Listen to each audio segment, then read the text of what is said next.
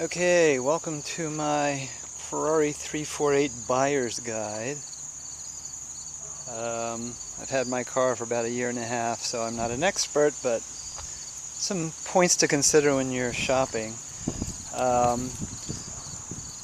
First note is, although this is a Ferrari 348, I've obviously made some changes to it.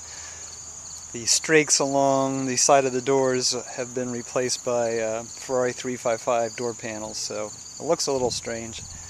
It also has a little scoop under the left side fog light, which they don't usually have.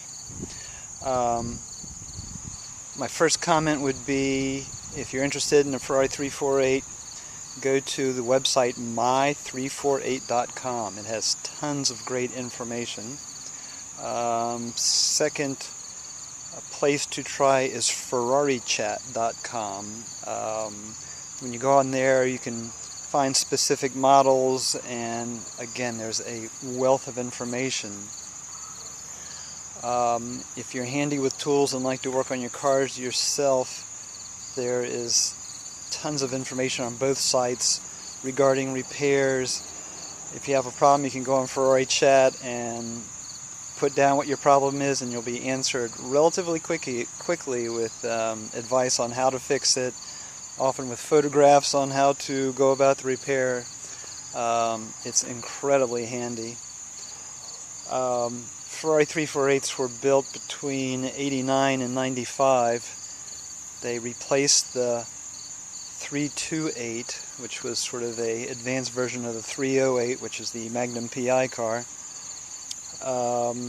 Somewhere around 94, 95, they then switched from the 348 to the 355.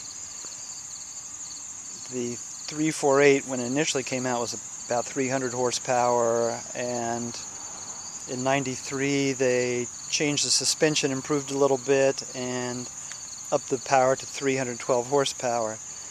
Now, 312 horsepower is not going to blow away many cars, so you have to realize that it's got plenty of power, but nowadays Honda Accords have, almost as much. So,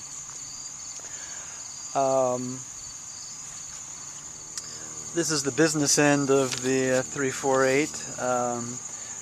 The 308 and 328s had a transverse mounted V8.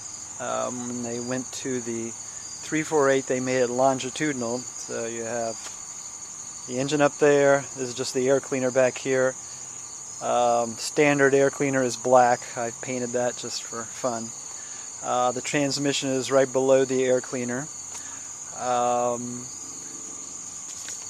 The 308 and 328, you change the timing belt by going into the left rear wheel arch, and you can change it with the engine in the car. One of the interesting quote-unquote points about the 348 and the 355 is you have to drop the engine out of the car to change the timing belt, and that's supposed to be done arguably every 3 years. There's quite a bit of discussion on the websites about when is that really supposed to be done.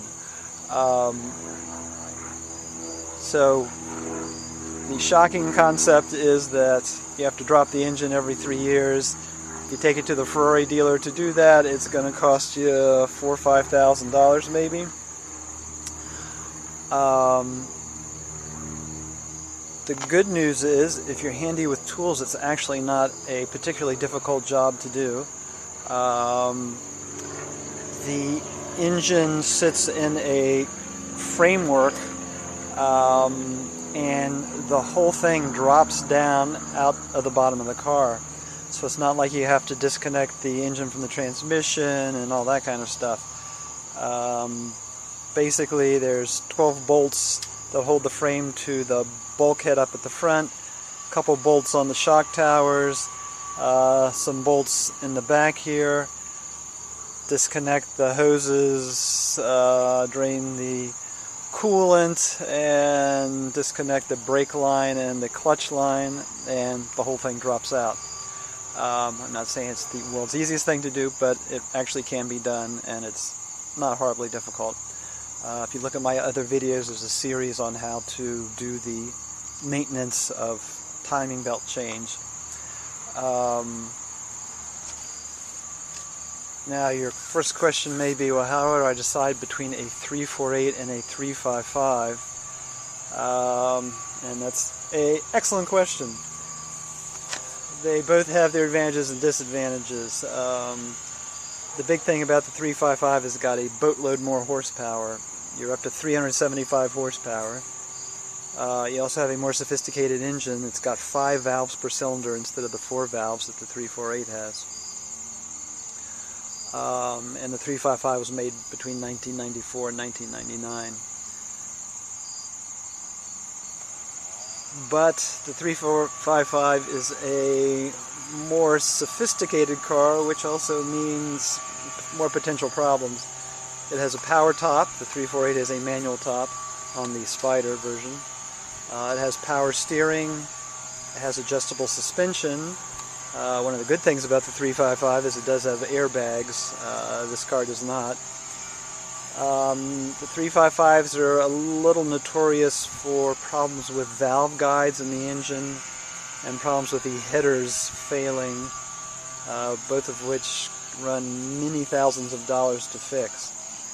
One of the reasons I bought a 348 is I considered it probably the latest Ferrari that still was pretty simple mechanically to work on, and so far I found it to be that.